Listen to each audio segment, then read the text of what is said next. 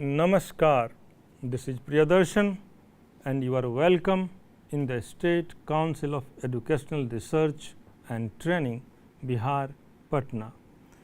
Dear students, we shall complete the lesson today which we started in the previous class. You might recall it. The name of the lesson is The Rule of the Road by A.G. Gardiner. So, we have read in the previous class that the author, through various examples, illustrations, he is working very hard to make us understand the importance of liberty, the importance of freedom. He defines freedom in different ways. He talks about the freedom of an individual. At the same time, he also talks about the freedom of the society, the freedom of the nation. So, in brief, you can understand that freedom of an individual is deeply connected with the freedom of others.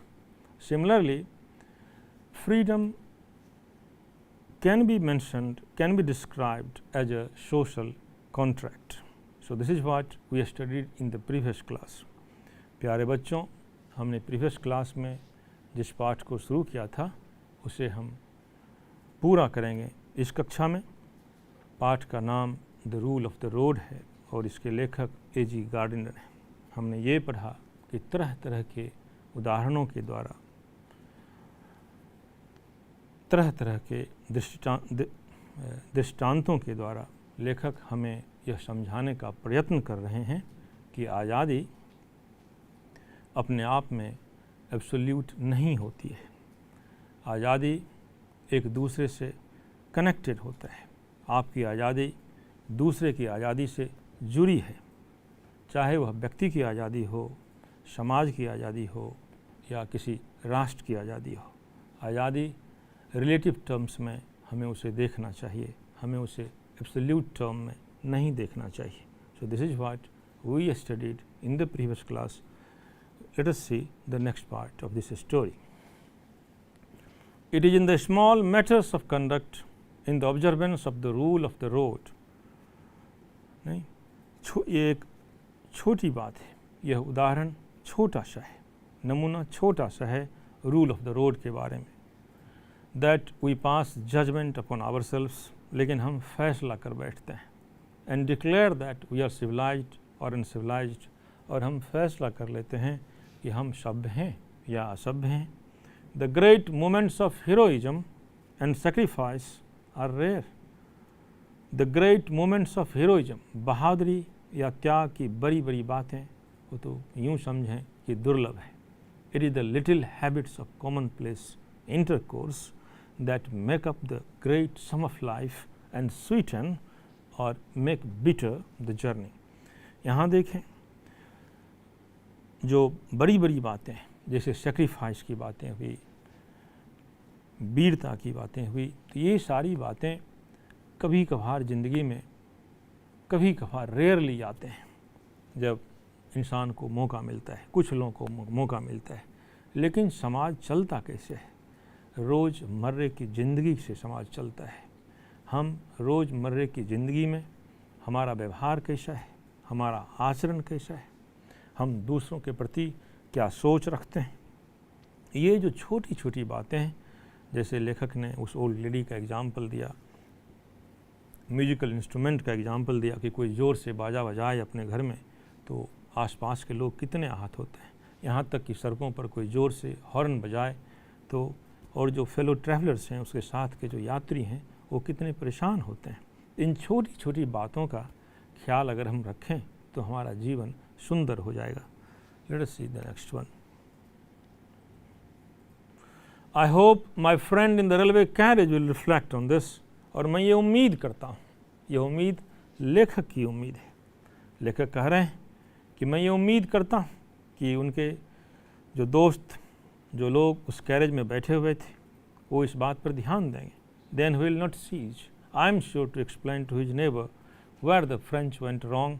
और जब इस बात को समझेंगे तो फिर यह शिकायत नहीं करेंगे अपने पड़ोसियों से, where the French went wrong, French से कहाँ गलती हुई, फ्रांस के लोग कहाँ गलती किए, and where the Germans went ditto, और जर्मन कहाँ बिल्कुल सटीक बैठा, कहाँ बिल्कुल ठीक किया या वैसा ही किया. But he will do it in a way that will permit me to read my blue book undisturbed. लेकिन ये तभी हो सकता है जब मेरे जैसे लोगों को ब्लू बुक पढ़ने में जब वो कोई डिस्टर्बेंस क्रिएट नहीं करेंगे, किसी भी तरह की परेशानी या खलल वो नहीं डालेंगे, तब मैं समझूंगा कि वो इस तरह की बातों पर भी गौर करेंगे. तो फिर से लेखक यही कहना चाह रहे हैं कि छोटी छोटी बातों से बड़ी बड़ी बातें सीखी जा सकती है, बड़े बड़े लक्ष्य हासिल किए जा सकते हैं. No, so one step no is the first step towards success. ये पुरानी कहावत है कि सफलता के रास्ते में पहला कदम सफलता का पहला कदम होता है, मंजिल की ओर का पहला कदम होता है. So this is what the author is trying his best to highlight the smaller things. ये बड़ा इंटरेस्टिंग है बच्चों. और छोटी छोटी चीज़ों से, एज फॉर एग्ज़ाम्पल अगर आप वाटर सेविंग पर ही गौर करें तो जैसे ये पुरानी कहावत जो है, बूंद बूंद से तालाब भरता है या बूंद बूंद से घड़ा भरता है. तो it's important for all of us to learn no how to save, in fact how to preserve the natural resources. प्राकृतिक संसाधनों को कैसे बचाया जा सकता है, इसका बेहतरीन तरीका है कि अपने जीवन में जल संरक्षण करें, जल बचाव करें. तो by this small steps no it will be a leap, it will be a big thing to achieve. तो पर्यावरण के हित में भी यह एक बहुत बड़ी बात होगी. Similarly in daily life, in social life, in school life, because this life, no children, you all are in a school, and this school life is an experimental life. यह एक प्रायोगिक जीवन होता है, इसमें आप प्रयोग करते हैं, सीखते हैं और आगे बढ़ते हैं. This is what the author is trying his best to tell us. So this is how, my dear students, we have completed this lesson, the rule of the road. मेरे प्यारे बच्चों, इस तरह से हमने इस पाठ को कंप्लीट किया जिसका नाम द रूल ऑफ रोड है. इसके लेखक A.G. गार्डिनर हैं. In fact, the way the author presents his views, it's very much interesting, fascinating. There is a sense of humanism also at the same time. Obviously, he talks about liberty. So there is a liberalism, there is humanism, and the way method is very much similar to journalism. So the author is emphasizing that the value of small acts of politeness in social life has great significance. लेखक हमें ये समझाने की कोशिश करते हैं कि ज़िंदगी में, रोज़मर्रे की ज़िंदगी में छोटी छोटी चीज़ों का ख्याल रखना, उस पर ध्यान देना, उसके प्रति संवेदनशील होना, इससे बहुत बड़ा परिवर्तन हो सकता है हमारी ज़िंदगी में. He has given you a number of examples. बहुत सारे उन्होंने एग्जाम्पल्स दिए about the musical equipments.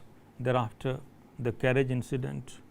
He begins the story with the old lady. तो तरह तरह के उदाहरणों से, दृष्टांतों से लेखक हमें यही समझाने की कोशिश कर रहे हैं और ये कह भी रहे हैं कि जीवन में बहादुरी के क्षण, हीरोइज्म के क्षण, सेक्रीफाइस के क्षण, त्याग के क्षण बहुत कम आते हैं. लेकिन डेली ज़िंदगी में, रोज़ की ज़िंदगी में हम छोटी छोटी बातों से बहुत कुछ सीख सकते हैं, समाज को बेहतर कर सकते हैं, खुद को भी बेहतर कर सकते हैं. So therefore my dear students, it's very important, it's essential for all of us to be careful, to be respectful, to be sensitive. दूसरे के प्रति हम सजग रहें, हम संवेदनशील रहें, हम सहनशील रहें. These are the great things, though they appear to be small things, but it is not like so. लेकिन ऐसा है नहीं.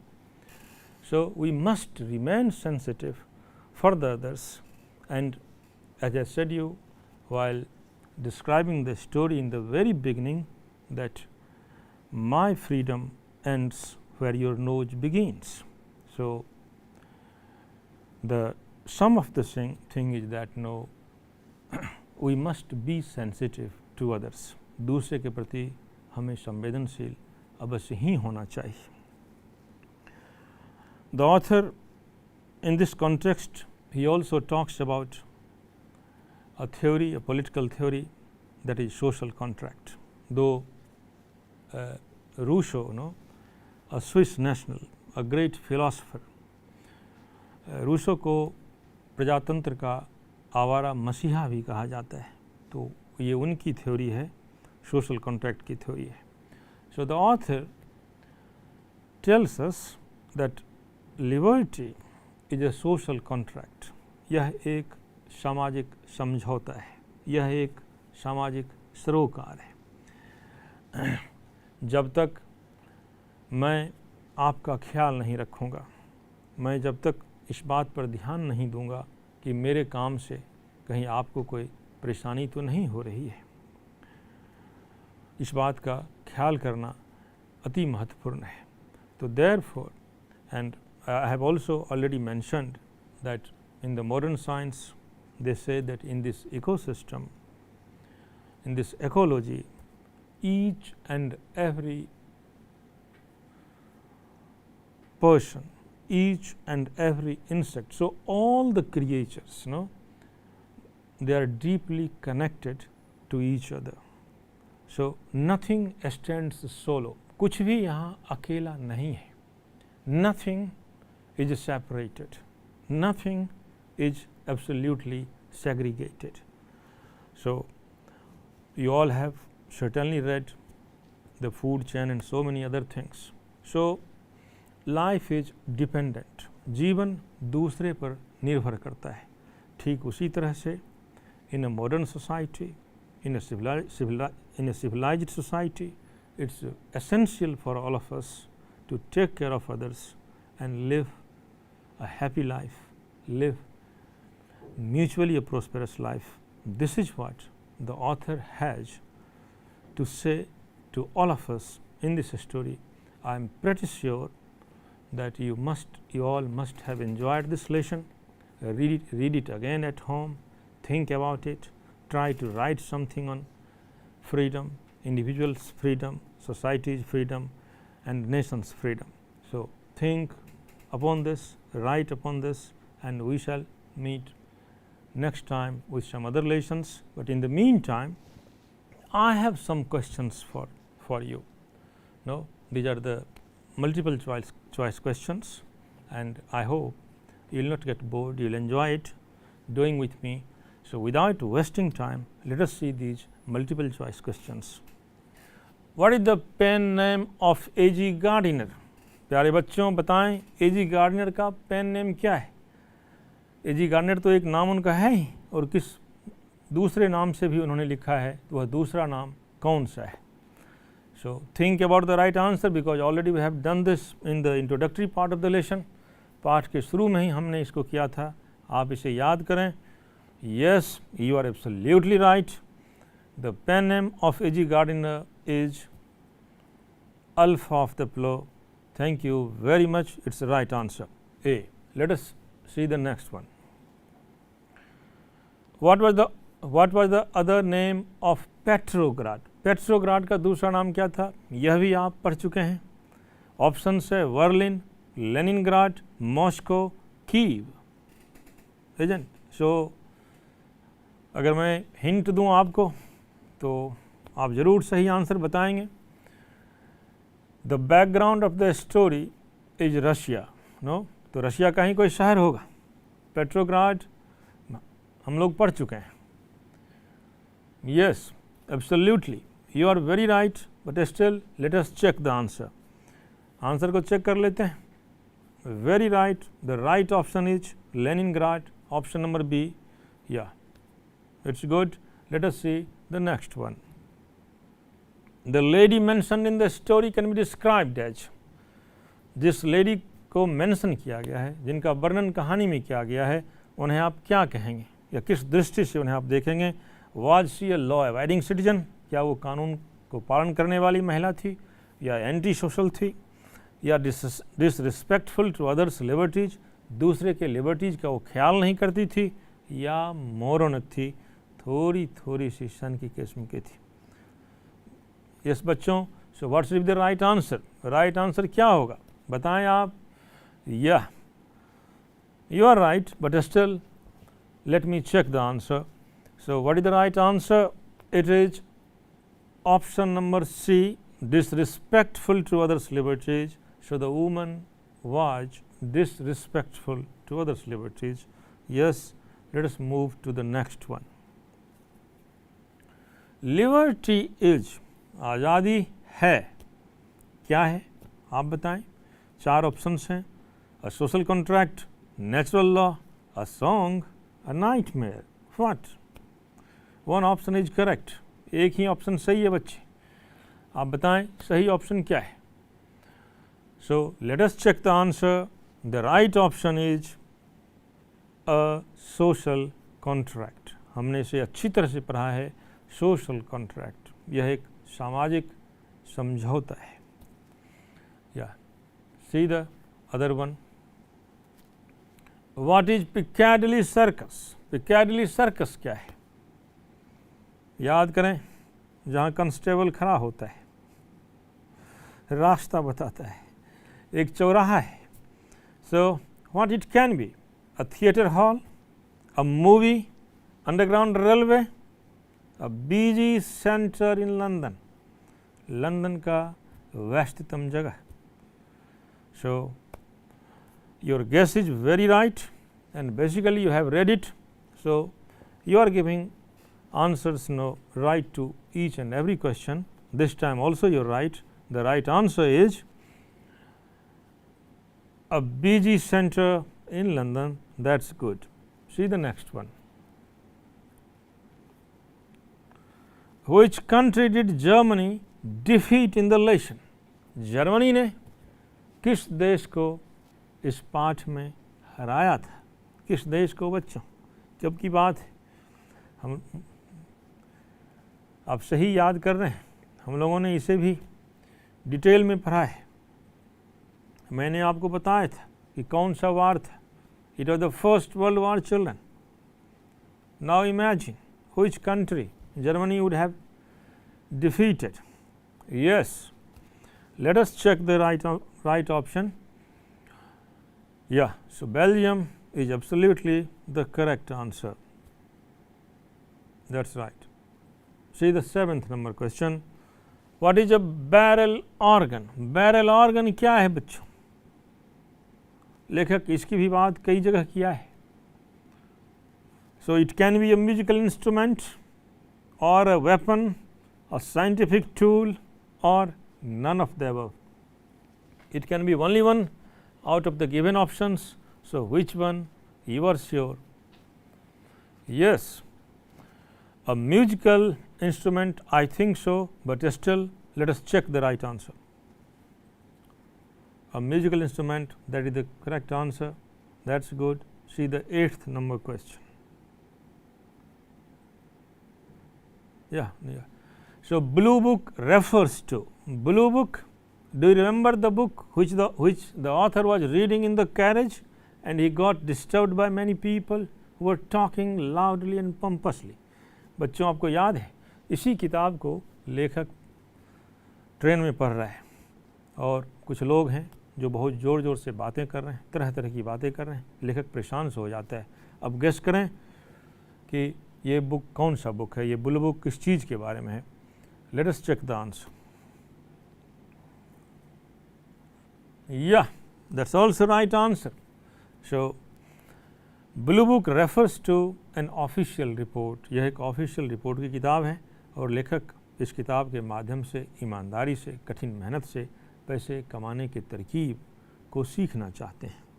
जी, see the 9th number question. So liberty should be practiced. How? In which way? आज़ादी का अभ्यास हमें कैसे करना चाहिए? In relative term, absolute term, by interfering into others' matter, all the four. D can't be the option. D तो हो नहीं सकता है, चारों के चारों सही नहीं हो सकते हैं, एक ही ऑप्शन सही है बच्चे. आप बताएं कौन सा ऑप्शन सही है. You tell me which option is the right one. When it is a social contract, जब ये एक सामाजिक समझौता है, it has to be in a relative term. But still, to clear the doubt, let us check this answer. The answer is in a relative term, absolutely right. See the 10th number question. What we cannot be according to the author in the text. Author के हिसाब से कहानी में हम क्या नहीं हो सकते हैं बच्चों, हम क्या नहीं हो सकते हैं, जरा सोचें. Neither complete anarchist nor complete socialist, perfectionist, revolutionary, Democrat. सोचें. You have read it quite well. I am pretty sure you will give the right answer. Yes, you are this time also. You have proved yourself right. The right option is neither complete anarchist nor complete socialist. Your answer is very right. Let us move the next question. What is the synonym of impertinence? Impertinence का synonym क्या होता है? समानार्थी शब्द कौन सा है impertinence का? तो impertinence का पहले मतलब समझें आप. नहीं, जो रूड किस्म का इंसान होता है, नहीं, जो दूसरे के प्रति सद्व्यवहार नहीं करता है, जो असभ्य किस्म का इंसान है. तो what is the synonym of impertinence? I have given you enough hint, my dear students. First option is disrespect and impoliteness. Second is kindness. C is charitable. D is cruel. So now please tell me the right option. Yes, this time also you are correct. The right option is disrespect and impoliteness. That's very good. Let us see the next one. What does the author imply the old lady is? Author के हिसाब से वो जो old lady है, आपको याद है वो old lady कौन है? Yes, तो वो किस तरह से या वो कैसी है? तो लिबर्टी अवेयर, आज़ादी के बारे में वो जागरूक है. लिबर्टी ड्रंक, लिबर्टी ड्रंक है वो दूसरे की आज़ादी का फिक्र नहीं करती है, सिर्फ अपनी ही आज़ादी का इम्पोर्टेंस दे रही है. Liberty challenged, liberty conscious.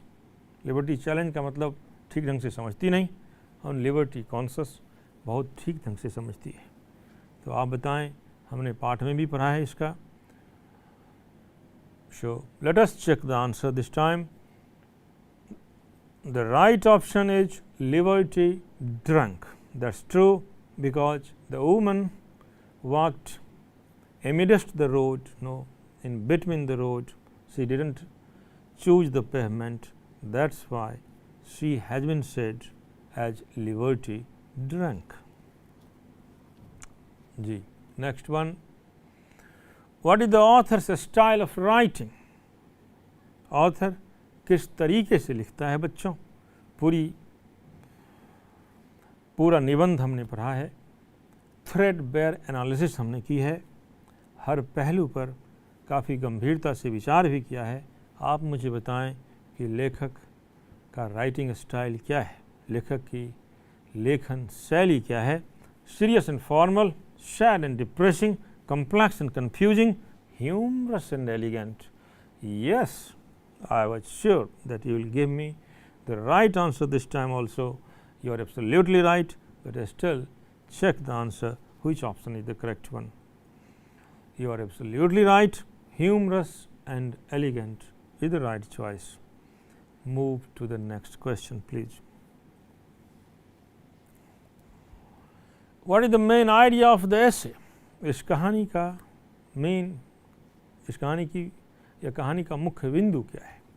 इस कहानी में जो इम्पोर्टेंट बात है वो क्या कही गई है? इसका मर्म क्या है?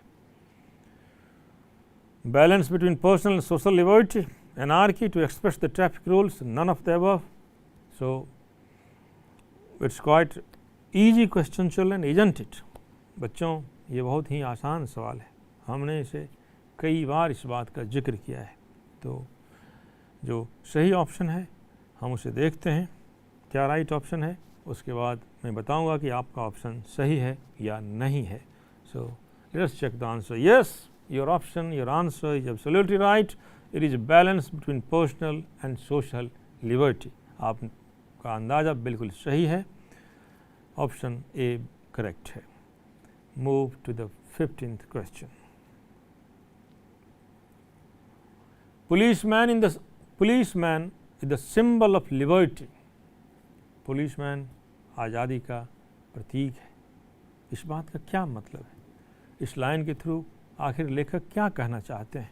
They are always right, they are unconcerned, they are oppressive, they maintain social order and safety. So there is no doubt we can accept this option, but still for our mutual satisfaction, let us check the answer. The right option is they maintain social order and safety. वह social order और safety को maintain करने के लिए ही तो उनकी आवश्यकता पड़ती है। तो ये आंसर भी, यह ऑप्शन भी पूर्णतः सही है। Let us see the last question. What is the writer's view on unchecked liberty? Unchecked liberty, अनियंत्रित आज़ादी के बारे में लेखक क्या सोचते हैं, उनका क्या ख्याल है, उनकी क्या नज़रिया है? So it leads to chaos and anarchy. अगर लिबर्टी अनचेक्ड हो, आज़ादी अनियंत्रित हो, हम लोग पहले भी बात कर चुके हैं कि there is a thin line, I am repeating my own sentence, there is a thin line between anarchy and liberty. आज़ादी या स्वतंत्रता और अराजकता के बीच बहुत बारीक अंतर है। So this time also you have proved yourself completely right children, but let us check the answer. Yeah, so what is the writer's view on unchecked liberty? It leads to chaos and anarchy. अगर आज़ादी पर कुछ नियंत्रण नहीं हो तो यह अराजकता और अस्थिरता समाज में लाएगा, उथल पुथल लाएगा। So all your answers were correct, and this is how, my dear students, we have completed this chapter, and I hope you must have enjoyed this lesson. We shall meet again with fresh vigor and energy with some new interesting topic in the next class. Till then, goodbye, stay blessed, namaskar.